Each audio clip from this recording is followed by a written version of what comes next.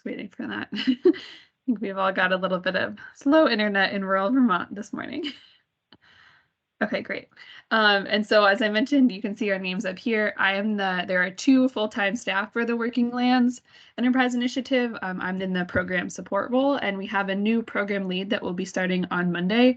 Her name is Elizabeth Sipple, and she's currently works at the Agency of Agriculture on a different program, and we're excited to have her join us. And as she gets on board, we'll share her contact information, and I'm sure you'll be hearing from her throughout the application and granting process once she gets settled into her role.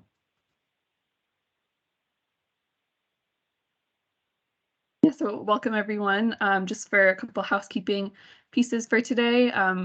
We're going to go over some slides and provide a brief overview of the Working Lands Enterprise Initiative and information specifically about the Service Provider and Producer Association grants. And then if you have questions as they come up, you can feel free to use the raise hand function, put your question in the chat, or unmute. Seems like everyone's already muted who's not speaking, so that's great.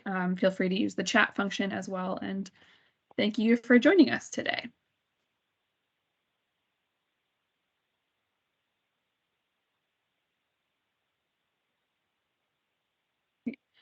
So for those of you that aren't familiar, the Working Lands Enterprise Initiative, our mission is to strengthen and grow the economies, cultures, and communities of Vermont's working landscape. And the Working Lands Enterprise Board, which I'll talk a little bit more about, achieves this by making essential catalytic investments in critical leverage points of the Vermont farm and forest economy and facilitating policy development to optimize the agricultural and forest use of Vermont's lands. And so the initiative and the associated fund of money and the Working Lands Enterprise Board were created in 2012 by the Vermont legislature, and the fund manages and invests about $1 million annually into agricultural and forest-based businesses. We have now, starting this year, a base allocation of $1 million from the legislature, as well as additional philanthropic contributions. And some years we receive additional funds from the legislature, depending on budget adjustment, federal funds that might come through. And so, for example, in the past year, there were $5 million to invest, which was by far the largest amount that we'd had in any given year. And to date, there's been about $12 million awarded over the 10 years of the program. And in this upcoming fiscal year, there's about $2 to $3 million available. It's still a little bit in flux because some of those are federal COVID recovery dollars that there's a lot of just things to know about them that we're still figuring out how much we'll be able to use this year.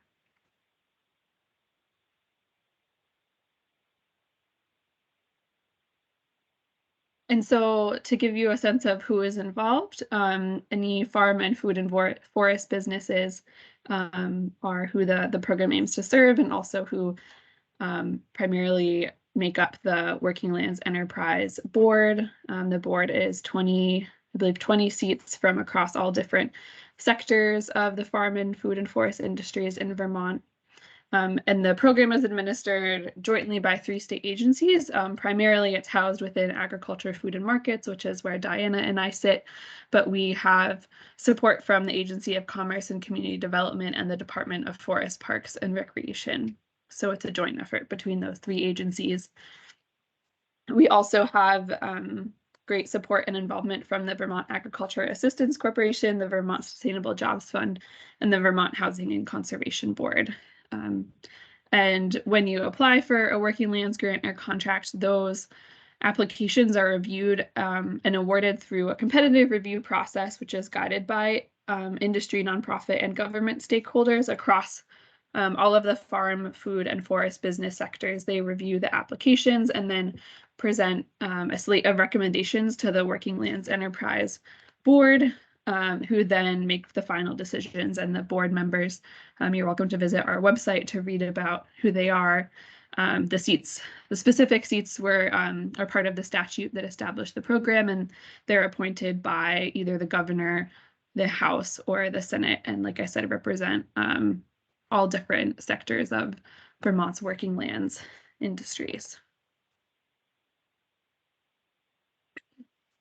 And so to give you a sense of how the grant cycle works, for those that aren't aware, the we follow the state fiscal year, which runs through July 1st through June 30th. So kind of similar to a little bit more of a school calendar year. And we try to prioritize having our applications due during not the harvesting and producer season, especially for our farm businesses who have a lot to do during the summer. So luckily that's a time when we are doing our own administrative work. So in July, the legislature and the government appropriation to the fund for the upcoming fiscal year, and board convenes an annual symposium to strategize funding prioritization, and that sometimes can occur in two parts. And the board this year hasn't made its final decisions for all of the funding opportunities for the upcoming fiscal year. There's another meeting at the end of August. So after that point, we'll have a better sense of exactly how all of our funds this year will be used, but they are set in stone for the producer association and service providers that we're here to talk about today. And then in August and September, this is kind of what we're doing now, conducting outreach and hosting webinars to provide guidance on the upcoming application process. And then from August until about November, but sometimes later in the year, depending on kind of which grants are offered, that's when we post the request for applications, which would be for grants, and the request for proposals, which would be for contracts. So those are posted, and they are typically posted about 3 to 5 weeks prior to the application deadline. And those are basically a document that's an application guide and instructions. And those are posted usually 2 weeks before the application itself opens in web grants, and we'll talk more about that in a minute. And then the application is usually open in web grants for about 5 weeks to give everyone adequate time to complete the application. And then after the application closes, like I mentioned, we have reviewers, which is both people from the Working Lands Enterprise Board, people from the state agencies involved, and other folks that work across these sectors. They review each completed application and provide recommendations to the board. And the board meets monthly. So usually the month following an application closure is when they'll make final award decisions on that funding opportunity. And then staff, myself and the program lead, will notify by email the outcome of the award process. And for anyone that is not awarded, we do our best to provide feedback from the board on applications to help strengthen an application if you would want to reapply again in the future. We're also always happy to chat further about feedback on an application if it's not awarded, and make sure that you're prepared to do whatever is needed to apply again in the future. And then after those award decisions are made, you'll work with our staff, so that's mostly myself and Diana, to finalize the grant or contract agreements for the awarded projects. And we'll talk further in the presentation about the kind of paperwork that is needed and the information that's needed to finalize a grant agreement.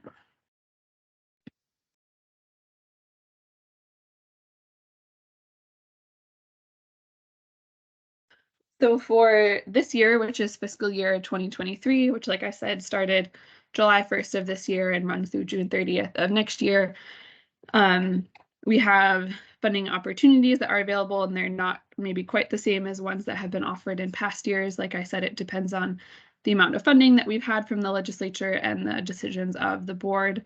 And like I mentioned, we have some federal dollars this year, and given our staff transitions, it's taken a little bit of extra time for us to make sure the board kind of makes the most informed decisions about what funding opportunities to offer.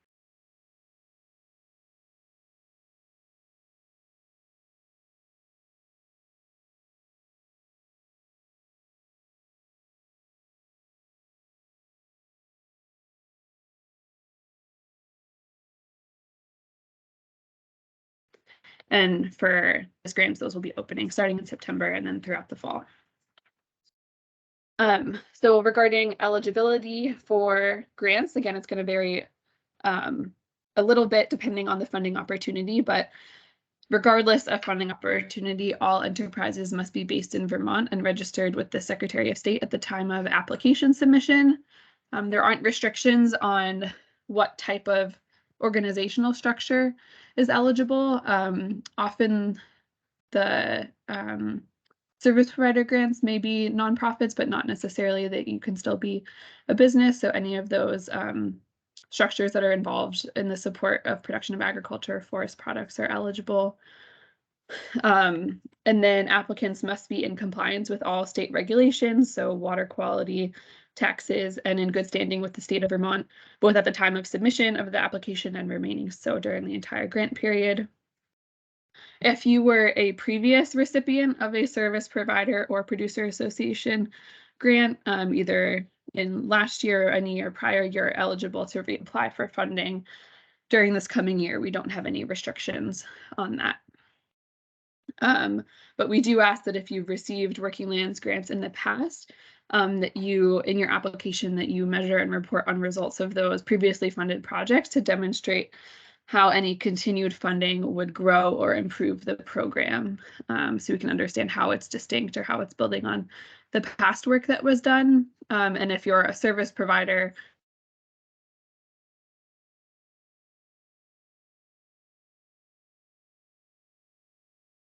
you're applying additional funding so that there's additional businesses being served.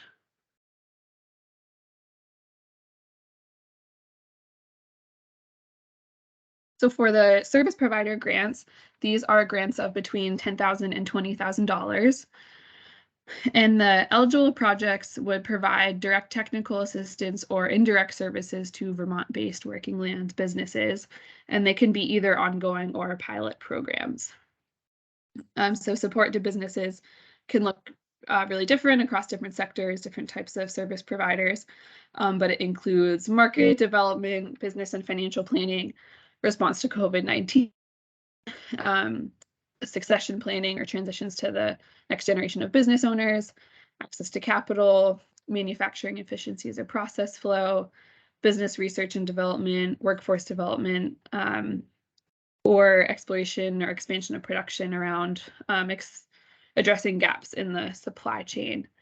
And if there's a project that you have in mind that doesn't fit neatly into one of these categories, or you're just kind of wondering about, you're welcome to ask a question about it later or reach out to one of us if you're not sure. We sometimes get questions from businesses who maybe provide a type of service and they're not sure if they're more eligible for a business grant or a service provider grant. And it can also get a little tricky too with some producer associations who are also providing services to businesses. So we're happy to talk through it on a case-by-case basis which grant makes the most sense for your project.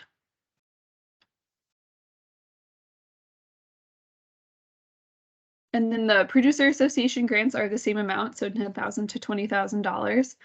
And I didn't mention this before, but this is only the second year that we're offering the producer association grant.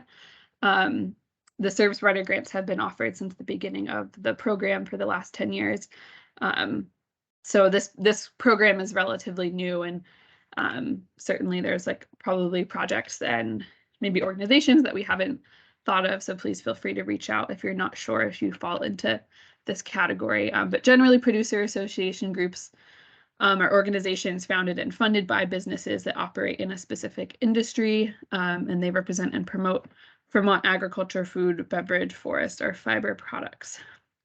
And these projects are typically focused on things like leadership and organizational development, governance, membership development, marketing and sales support, or business and research development. So they're bringing together lots of businesses across one sector.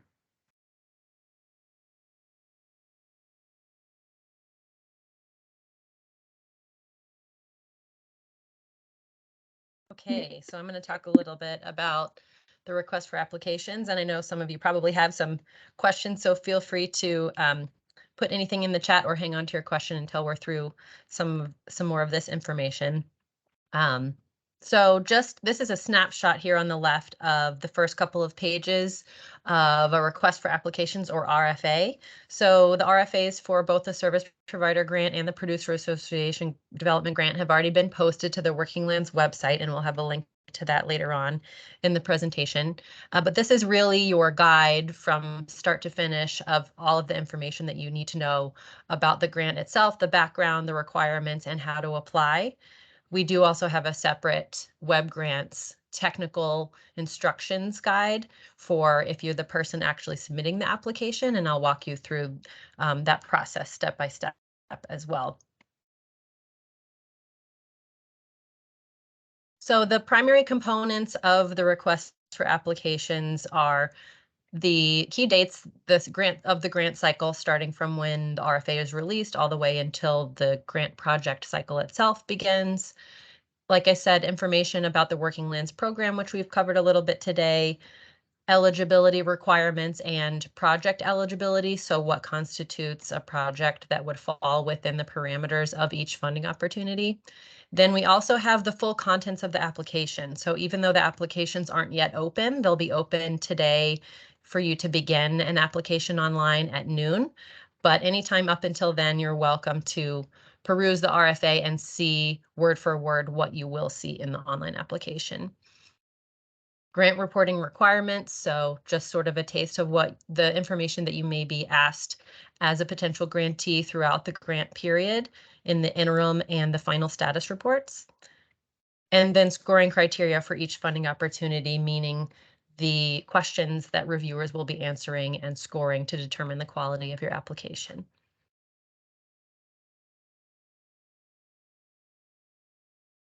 Also in the RFA, we talk a little bit about grantee expectations and some of the items that are pretty common for a Working Lands grant that we just wanted to call attention to are measurable goals, outcomes, and impacts. So a lot of the application itself is narrative where we give you an opportunity to talk about your project, its merits, you know, how you came to arrive at why this project is important at this time.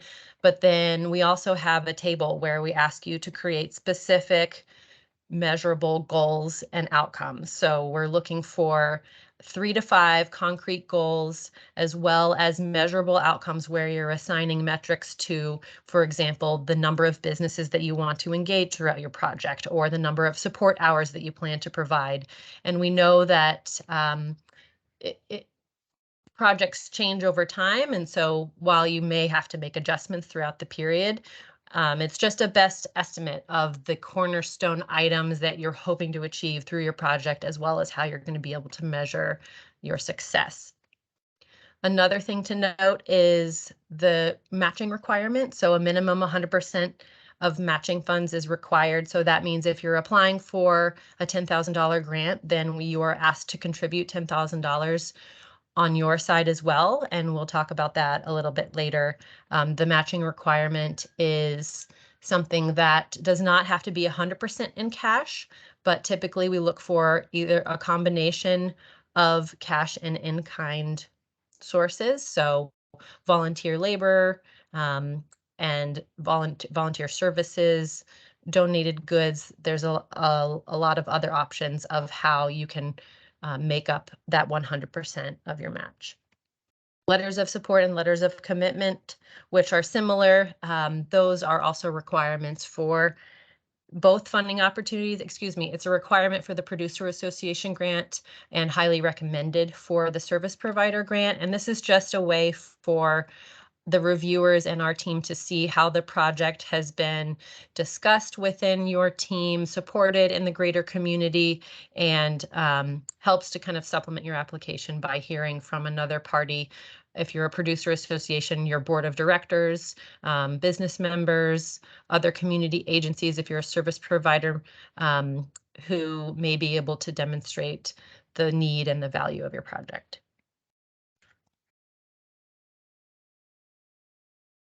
So here we have an example of a completed goals and measurable outcomes table. We do have another feature, this column in the middle, which is a performance measure. And so I can walk through that really quickly. This is an example from a secondary wood manufacturer producing butcher block tops, and we're looking at goals for production as well as efficiency. And so you can see the goal is more of an overarching sentence, brief clear as far as what you're intending to achieve through the project. The performance measure, you can have one or a few that are assigned to each goal. And the performance measure is really an indicator of your success. So the number of butcher block tops produced is the indicator you're going to use for how successful you've been with your production, or this grantee has been. And then when you add metrics to your performance measure, that's what enables you to create an expected measurable outcome. So really what you're hoping to achieve by the end of the project period. So it could be a percentage, it could be numbers. Putting a timeline to this is also preferable. So expecting to increase from 209 to 230, say within the next 12 months or something along those lines. And those outcomes, the dates that you assign to them need to be within the grant period. So either, a certain number of months or by the end of the project period. And here's some just guides at the bottom. Is the goal clear? Is there a clear measurement in place? And what are the outcomes and impacts of your project? So this is something that takes a little bit of time and thought, and we're happy to lend a hand if you need to further clarify what you're trying to achieve and put that into words. Here's some required documentation for applicants. The water quality compliance form is a requirement for all state of Vermont grant applicants, and it will be within the application itself. So you will just open the form, download it, complete it, scan and re-upload it within the application. Business grants, this doesn't apply to you all, but just to know there's some financial data required as well.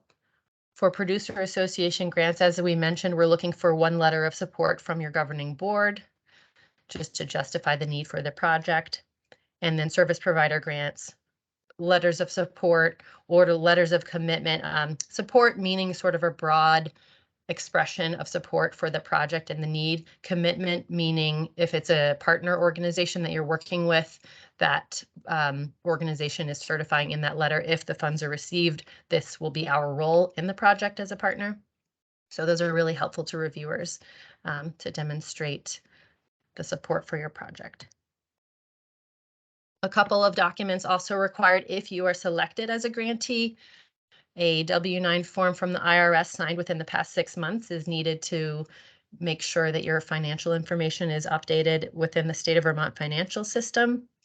A certificate of insurance showing that you have the required liability coverage that we're looking for. That's a requirement for all state of Vermont grantees, and that's spelled out in attachment C. It looks like we maybe don't have a hyperlink here, but we can, oh no, we do. Okay. So attachment C just gives the standards for general liability, workers' compensation, and automobile coverage to have as a grantee. And then of course, before work can be underway, you will have a fully signed grant agreement, which will be released to you after all the other documents are received and accurate. And this year is our second year, thankfully, of having an electronic signature process. So it's a really easy click through, read, and done. Usually within 1 to 2 days is all it takes. And then when our agency's leadership receives your signed agreement and countersigns it, that's when your project is officially and legally underway. And that's called an executed grant agreement. And this is, now we'll transition into talking about our lovely grant management system, which is called Web Grants. And many of you are familiar with it already. The hyperlink is up here at the top, agriculturegrants.vermont.gov. It's a great thing to just have bookmarked in case you know you're going to be applying, or some of you may already have an active grant. This is the homepage image where we often have announcements if the system is undergoing an upgrade or if there's anything else you need to know. The yellow register button at the bottom left is something that's important for if you're going to have multiple people working on a grant application, to have everyone register so that we know who is collaborating on the grant. And then the same thing, if you receive a grant, we'll need to know who from your organization will be collaborating on status reports and submitting payment requests. So it's tempting to collaborate all under one account, but it's really important for our communication purposes to know every different party in your organization who may be working together. So I'm going to hop out of the presentation and open a Web Grants window, and maybe while I do that, I don't know if there's any questions, Claire, that anybody has about anything that we've discussed so far before we hop into web grants.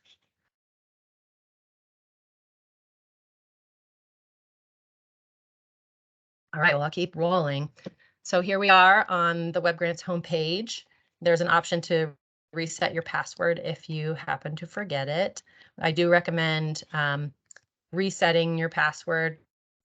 If you've registered for the first time, you'll get a system generated one, but you can change it to be something more memorable. And that is something you can do over here under my profile on the bottom left. So this is the dashboard. After you log into web grants, you'll have this lovely gray shades of gray page where over on the left, the darker gray buttons are sort of your primary navigational buttons. And then you have a dashboard here, which if you're new to web grants, shouldn't have any content on it yet.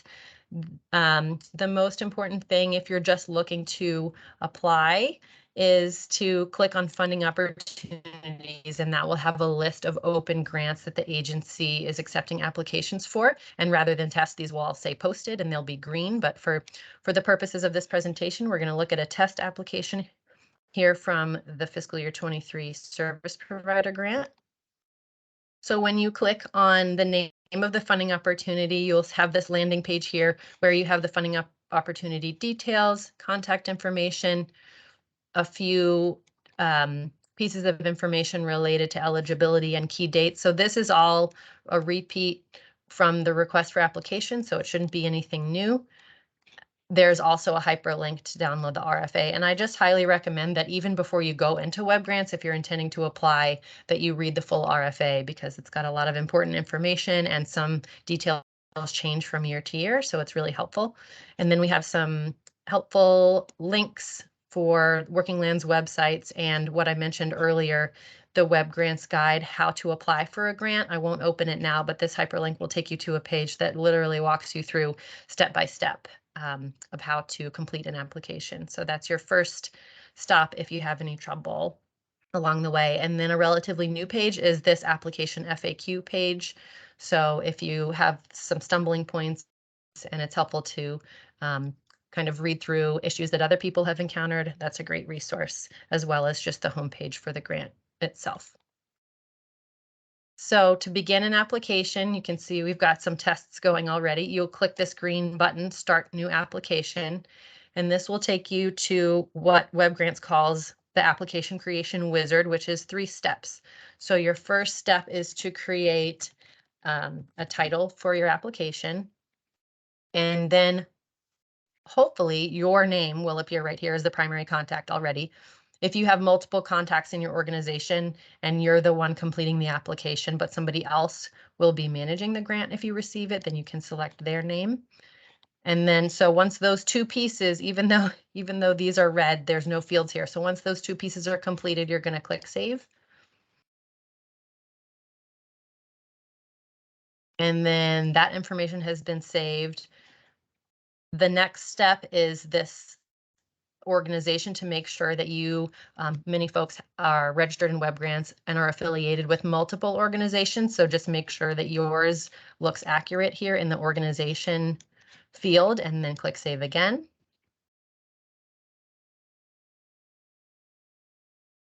And then the last thing, make sure everything is correct. And you can just go ahead and save again with the exception of if someone else will be collaborating with you on the application. And in that case, you'll just click in the additional applicants bar and select whichever person from your organization will be working with you. And that will make sure that the application is available to them as well when they log into web grants. So save for a 3rd time, and then finally your application will be created in web grants and you will arrive at the application details menu. So the name of your grant is up at the top, service provider grant for fiscal year 23, and here are all the application forms that you need to complete. It gives you a reminder right off the bat, you can't submit it yet because in order to do that, every form will need to have a green check mark here and be completed. And when that is the case, this red box will turn green and it will say application components are in compliance and you can now submit. And so I won't go through each individual form, but just as an example, Each time you click on a form, it opens up a separate piece of the application for you to complete. Everything that's a field with this red text is required. And then you may also have other fields that are in black text, and those are optional to complete. So fill out a form and then save. And then let's see, this one may not be a good example. Let me see if I can find a better example for us. So, okay. I'll just open another form here. Okay, so here's some black text with optional questions, or they may be required, but this one looks black because it's a two-part question. Because if you say yes, you have another required question pop under it.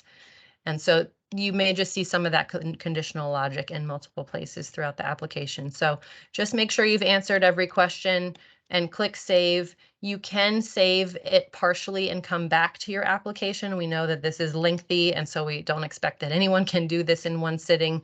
So the good thing is if you enter your information and click save, then I'll just run through this really quickly. Enter your information, click save on the top right, and then you can come back to it, log out, and log back into WebGrants anytime and navigate the same way I did and edit this information at any point until the deadline of the application. When you feel like your form is fully correct, you click the orange mark as complete button. And then you'll see in the menu, okay, I've already completed that form. And so you can edit and re-edit as many times as you need until all of them are complete, and then you'll get the submit button that appears right here at the top. So that is a quick overview of how to apply for a grant. It's virtually the same process for the Producer Association grant, but your form options may be a little bit different here. And any questions before we pop back into our presentation? Anything about web grants anybody's dying to know?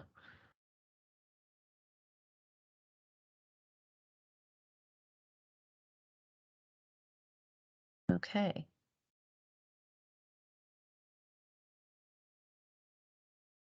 Taking a minute to think. So I am your web grants technical assistance provider. If you find that something just doesn't make sense, or you accidentally registered twice, or you can't get into your application, hopefully none of those things happen, but if they do, feel free to send me an email or give me a call, and I'm happy to help guide you through whatever the issue may be. And just a note that I currently am working part-time, so it's really helpful to know in advance if you're having an issue and you need help within the next day or two. Usually the day before the deadline is not the best time for that, but we always do our best. So let's see. All right, Claire, do you want me to keep going? I can't remember where we are. I can take back over. Okay, sure. Feel free to chime in. So this is a page. We have lots of applicant resources for you, and I don't even think they've all made it on this page. But Diana had mentioned before, I put together a new frequently asked questions on our website. Lots of questions that we get all the time about the application process. That's a little different than the web grants guide that Diana mentioned that I seem to have forgotten to link up here. But again, that's all in the application kind of homepage and web grants when you click in there. So hopefully the FAQ can help folks answer questions, and I'm continuing to update that as I continue to get questions. I really recommend that everyone sign up for our Agency of Agriculture weekly newsletter. I don't know if Diana, you want to find that link and pop it in the chat. It comes out on Sundays at 5, and we always make sure to post grant opportunities in there, not just for working lands, but for really any grants that the Agency of Agriculture is offering, and as well as partner organizations. And if you as a partner organization have content that you want in there, you can also let us know about that. But that's definitely the best way to stay kind of on top of any updates and grant opportunities that are opening or closing. The other place you can go to check on that is just, you can always check the Agency of Agriculture Food and Markets funding opportunities calendar.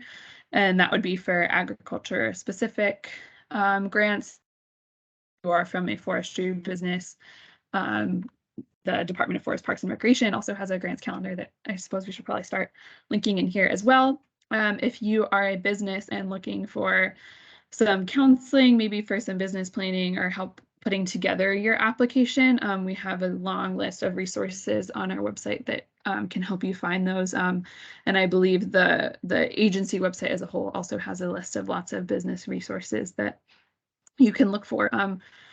Diana and I are happy to help kind of think through the logistics of the application, help with any of that. We can't provide feedback on an application, on any content, or help you generate content for your application, but there's lots of other folks available to help with that, which is actually probably what most of you are doing as service providers and producer associations.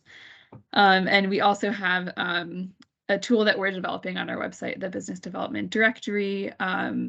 It's still kind of in its early stages, and so probably some of your organizations are represented in there for businesses that are looking for support. And then we also recommend that you follow us on Facebook and Instagram. Facebook is where we certainly post our updates about upcoming and closing opportunities, as well as highlight different grant projects and just news. So if you want to just kind of hear about other projects and get inspired, definitely recommend following those pages.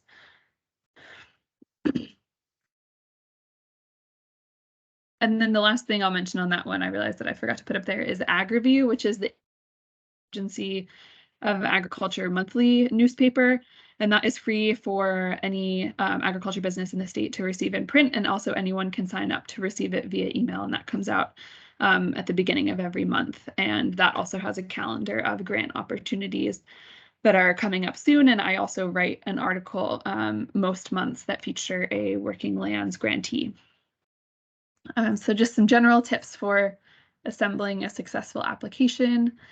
Starting early, which it seems like everyone that's here is probably ready to do that. But yeah, just compiling your documents, finalizing your project information, contacting partners regarding letters of support or commitment. Yeah, like I said, the application's open for about 5 or 6 weeks, but it's harder for us to help you right before the deadline.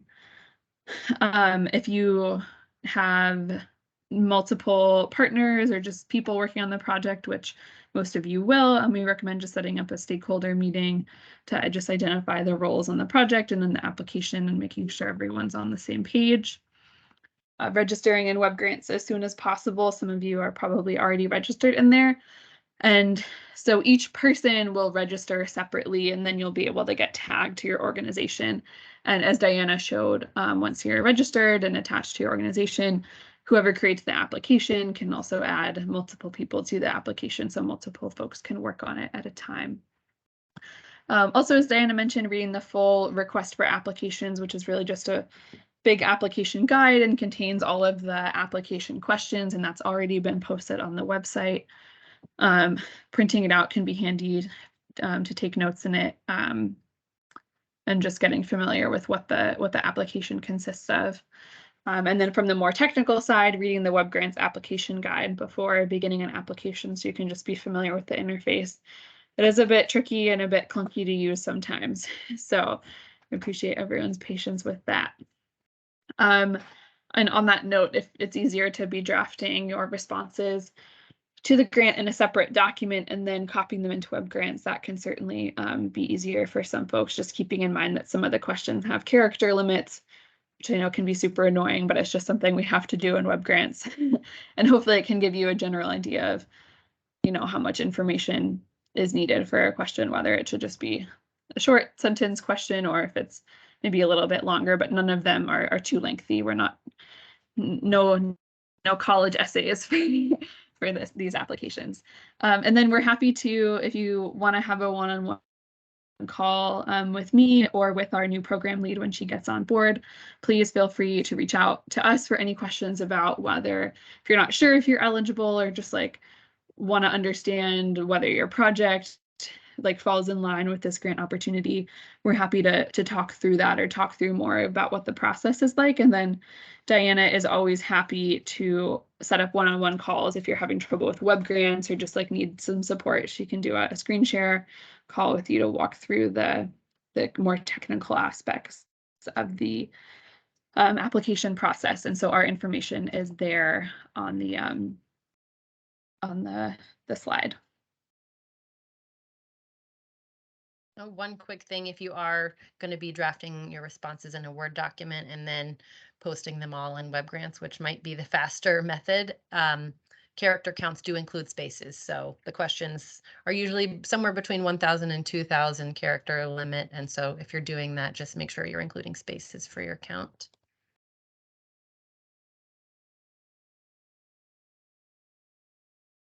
Great. So I know that was just a lot of information that we just walked through. So thank you for your patience with that. And we'll leave it open for any questions that people have.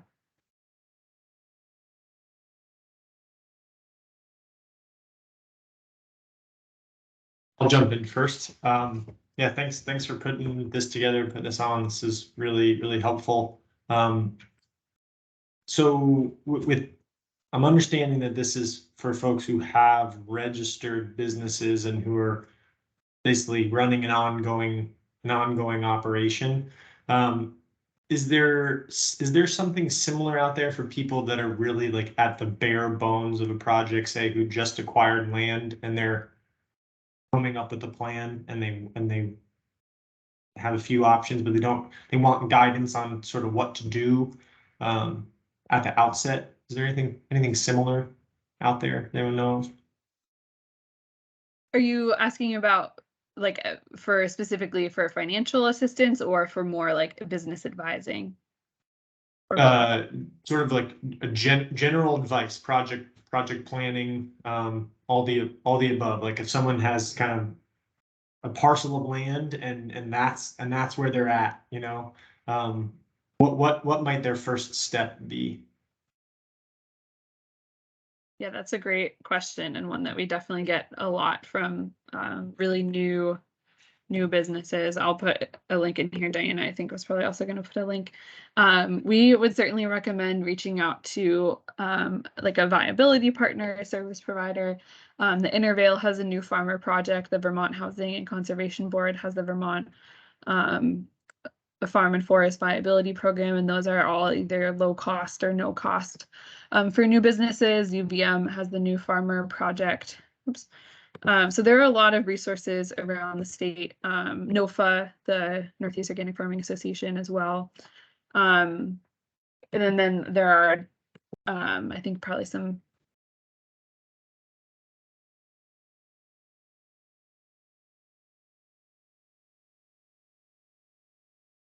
resources. And then maybe once the idea is more fully developed or the business has been established, that's when it's a good time to reach out for funding. Or we also, even if, you know, there isn't something totally off the ground yet, but you're working with, or you are like an established organization registered with the Secretary of State. Certainly some of our grants, I think especially the Service Provider and Producer Association grants, could be used for like a feasibility study. So if you're a business that maybe is a member of a producer association and trying to figure out maybe a collaboration among businesses with a new piece of land, I'm just making something up here, but maybe that producer association could apply for a feasibility study for whatever the project is, so that all those businesses would be involved, and it wouldn't necessarily be a grant for that business to start, but to kind of figure out like, okay, what would this take? And then it's certainly not uncommon that we have folks apply for a smaller grant, maybe to do some like nascent planning or feasibility study, and then come back in later years to apply for a bigger grant, you know, since the outcome of that study might have helped establish the. Thanks so much. That's great. Yeah, and then Diana just put the link into the Agency of Ag newsletter, and definitely recommend signing up for that. There's also a lot of business workshops and whatnot that we try to share in there as much as possible that can be useful for folks and events.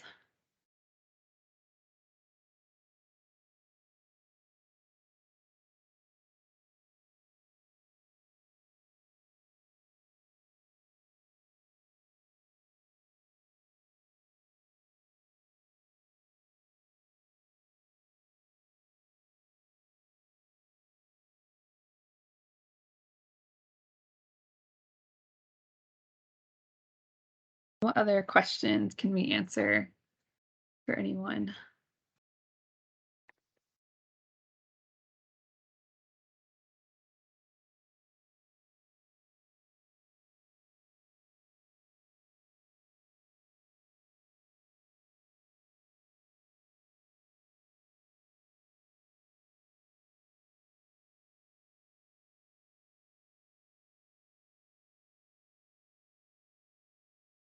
Well, certainly if you have any more specific one-on-one questions that you want to talk through, not with the group, feel free to reach out to us. And the application will open later today and will remain open until September 23rd for the Producer Association and Service Provider grants.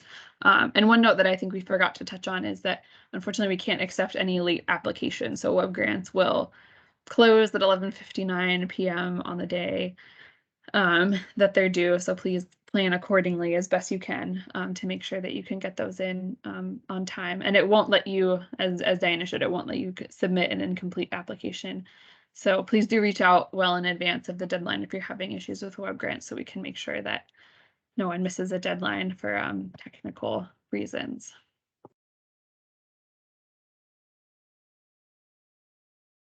Great. Well, thank you everyone for taking time on your Friday morning. I hope you have a great Friday and enjoy the rest of your weekend, and we look forward to working with you during the year.